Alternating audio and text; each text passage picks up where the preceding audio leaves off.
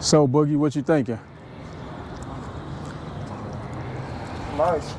I can See the vision I on want to know about like the numbers and how they match up. Like, Oh yeah, what's up with the billboard? If you want it, he'll add it into it. oh, so it's not included It's not already. included right now, no. But There's it's about 300,000 cars that drive. It's included with the price though, right? Not now, no. Here, we can work that in.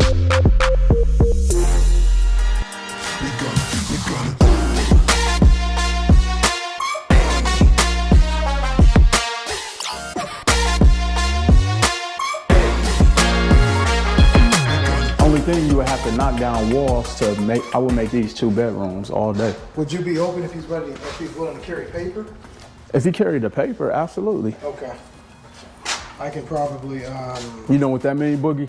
So we talking to see if the owner will carry paper. That means we don't have to go through a bank.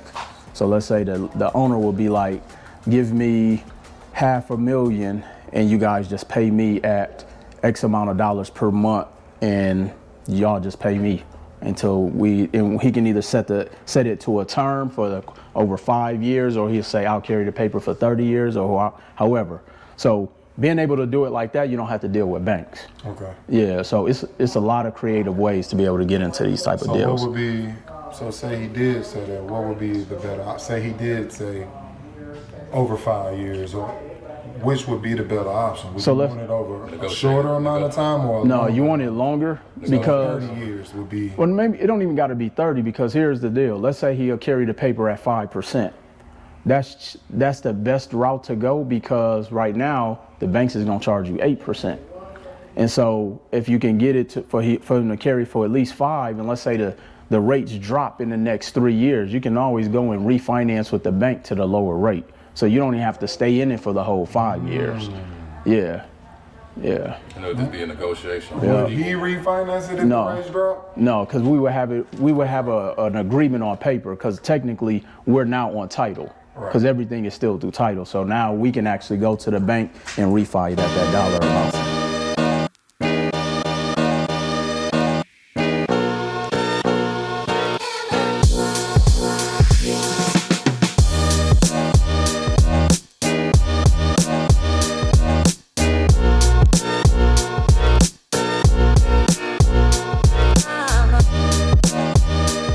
New windows, some paint, make it match to that. Bro, a lot of this is cosmetic. I mean, obviously you got to knock some walls down, but a lot of the demo is done. So, Boogie, what you thinking? Nice. I can See the vision I on want to know about like the numbers and how they match up. Like, Oh yeah, what's up with the billboard? If you want it, he'll add it into it. oh, so it's not included It's not already. included right now, no. But There's it's about included. 300,000 cars that drive. It's included with the price though, right? Not now, no. Here, we can work that in. Downtown they gonna start calling Midtown, I think. Yeah. So right now these houses over here going for like $340. I got this for $180. Bam! Yeah. So How much you got to put into it?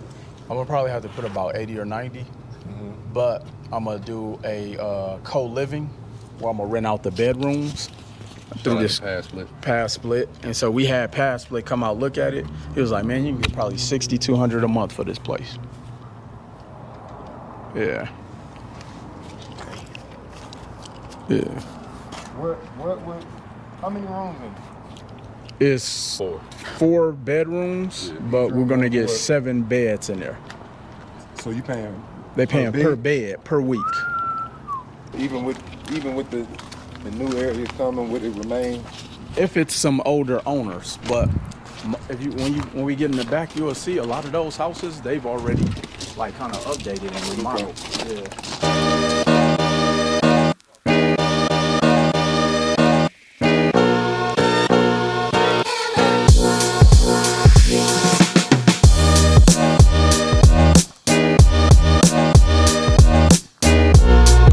So like you can see all of this, they're about to redo.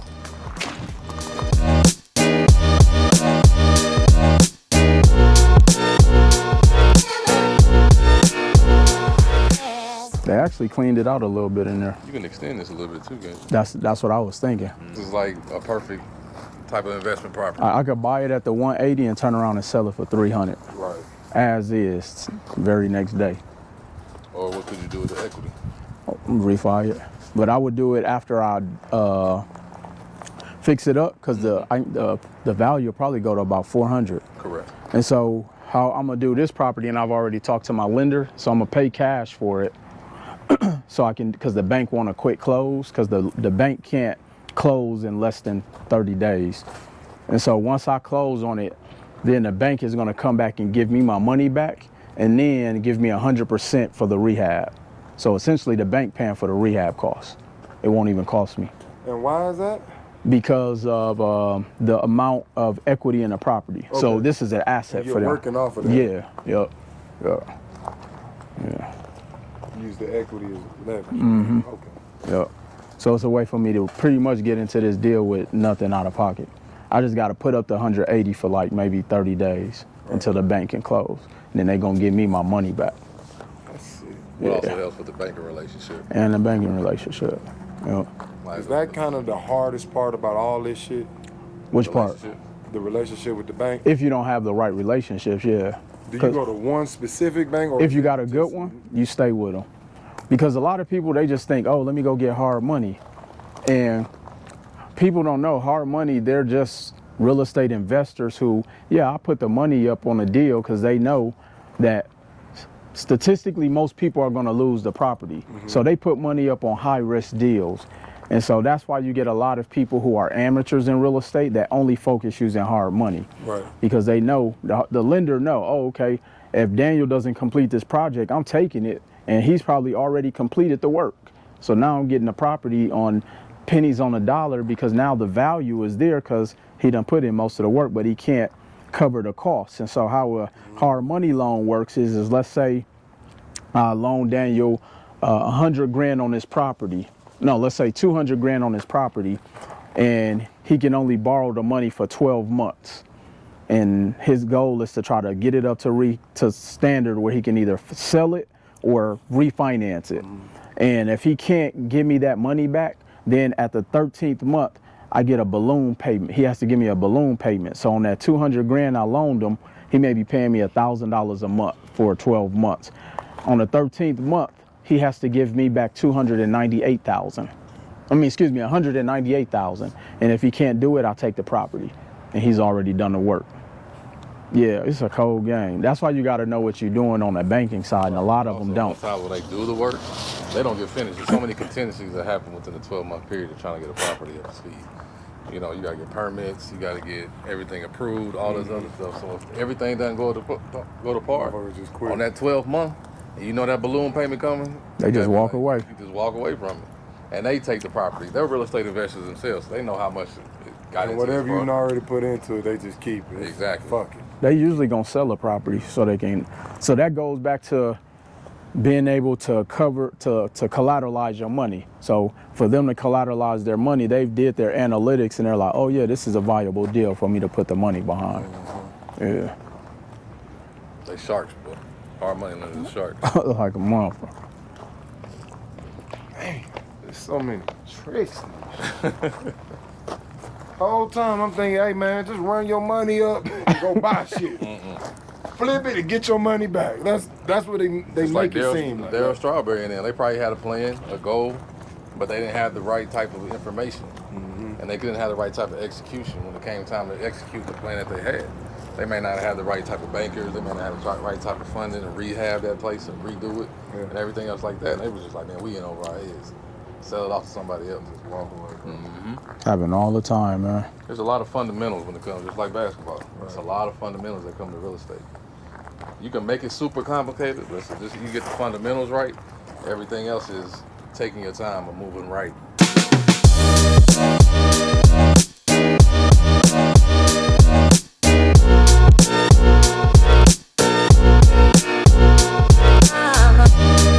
Instagram, we are at the infamous greenhouse. I know y'all like, man, how many times we're gonna go to that damn greenhouse? Well, guess what? We just bought it. We finally was able to take the deal down. We back. Shout out to Steve, wherever he's at. Up in the front. Steve, tell him how long it took us to close on this deal, man. 15 years. It felt like it. It took us about 9 months to close this down. Finally got it. We got it. How much? What we get it, Steve? 47 cents on the dollar? 47. 47 cents on the dollar, y'all. Let me tell you this. The bathroom right here. We got the property for 180,000. 80 bottles in that pit. The property is, as is right now, is worth about 320. And so, We didn't even go in that room last time. What we do. just so y'all know,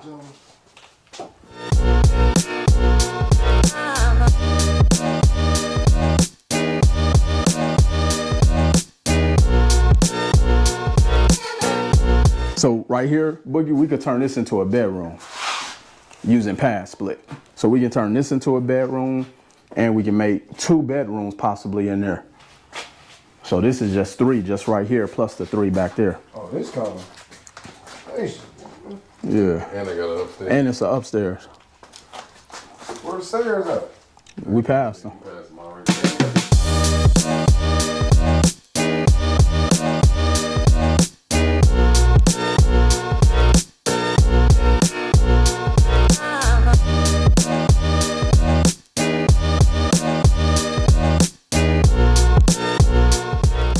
And then the upstairs, we're gonna turn that into a master suite, which is pretty much already that. You get about 300 a week. How many beds in there? It's 1 upstairs, but it's a bathroom. And so you figure So they gotta be a master. And Yeah. you charge high. 300 a week up there. So you figure 3 in here, it's 3 back there, and 1 upstairs. So yeah, you can get 7 and make this like a common living area. You probably can even get a bed in here too. So the outside, we're gonna completely do the landscape. Y'all let me know, what color should I paint the outside? Y'all give me some ideas. What color should we paint the outside? So this is the last crib, Boogie. Give us your analysis of the real estate game and in a new unit of time of what you've been seeing, your perspective from what you previously thought about real estate investing, all that. I can say with this property, I could definitely see a vision with this. It's the smallest one we've seen today, but this one obviously has the most opportunity, the quickest turnaround. I'm understanding why. I see how you can turn basically a single parent, not a single parent, a single family home into a multi-family home. Right. Charge by the bed, turn it into something else. Boom, boom, boom. The value continues to increase. Obviously, you're operating off the equity in the home, not spending your own money, even though it's a cheaper buy. Sounds like a perfect plan, honestly. Right. As far as what I've learned, Every deal's different. it's always a loophole. Man, it's so much knowledge to this shit, man, and honestly, all it takes is just listening, giving yourself the opportunity to learn a little bit. Obviously, surrounding yourself, and it goes to, the quote of, if you want to better yourself, you surround yourself with people that are smarter than you, that know what they're doing, or professionals in different, fields. So, obviously, you being this guy and dropping all this knowledge on me and helping me understand this business and how to operate without using your own money, because I'm not gonna even say people, I'm gonna say for us, black people, we lack knowledge when it comes to finances. That's just the facts behind it. And obviously I came into this with the vision of, hey, go make as much money as you can, and then once you're done making money, go buy all the houses you can and rent it out and flip the houses. That's just complete bullshit. And I think that's why we see the people that do try to go into it with that same mindset fail so much. And it just goes back to the lack of knowledge and not understanding, trying to play the game and not fully understanding the rules of the game. Right. So, that's what I'm here to do. I'm gonna learn this game so I can maneuver within it, and obviously come out successful on the other end of it. So, All right, last question. Someone may say to you, Boog, they be like, man, well, you done made money. So how could you tell someone who hasn't made it that you just got to get the knowledge? Is it really that simple? but knowledge is power. I mean, and it's not even just necessarily with the real estate game. Knowledge is important with whatever you're doing. You'd be a fool to not know or fully understand or fully grasp what's going on within the game that you're trying to play. So, I mean, it don't matter if you selling cars, selling houses, shit, selling lemonade. It's a game within the game, and you gotta understand what you're doing. So, yeah, I've made plenty of money, but with that being said, I want to keep the money I've made. That's the part that people don't realize. That's the part. Triple the money I made. So, and obviously, this isn't just for me. This is something I can pass on from generation to generation. This helps build my legacy. My legacy isn't just playing the game of basketball. I got children that's following in my footsteps. This is the start to create generational wealth and breaking family curses. And I don't want to be the only successful person with my last name. I want it to continue as I pass and my seeds and their seeds go. They can continue to push this legacy. So it's not just about me. It's not just about the money I made, but I want to set a foundation for whatever's to come after me, and that's why I'm here. Definitely. And I know, Kurt, you work with a lot of athletes, man, and there's a lot of misconception of they think the money might last forever, or they'll lose the money and say, oh, I didn't know. Like, what do you tell someone who does have that affluent background and already have funds, and how do they even protect themselves? Like Boogie said, it's not about having money, it's about making it last well beyond not only their basketball or football years, but even for their children and their children. Well, just basically educating yourself about what you're trying to get yourself into and figuring out a plan, what you want to do with your money after your career is over, being an athlete or being, just a professional in some field, or if you come across a lump sum of money, a windfall or something, you had a business deal, how are you going to stretch that out? What you going to do with that? What is your next plan and your next strategy? You got to sit down and understand that if you educate yourself, you'll be able to take yourself to the next stage. You can't just jump in just because somebody says, give me, what does he say, $4,800? You got to have a plan with that $4,800. You can't just come to me saying, hey, I want to borrow this money, I got this idea, or somebody has a play. Not only just a plan, show how you're going to use that plan to even execute. Because some people just get the $4,800, jump into the plan, and then don't execute. Exactly. No exit strategy, no real rhyme or reason on what you're doing. You're saying, hey, this is going to be the next best thing. It's not always that. So you just have to take that to the next level and figure out what the plan is and how you're going to structure it and get to that exit strategy, whether it be buying, holding a property, whether it be having a clothing line, whether it be whatever. You have to make sure that's a viable industry, because we were talking about restaurants earlier, but at the same time making sure it's a viable industry and making sure you have an exit strategy for that, whatever you're putting your money into. So affluent people lose money every day.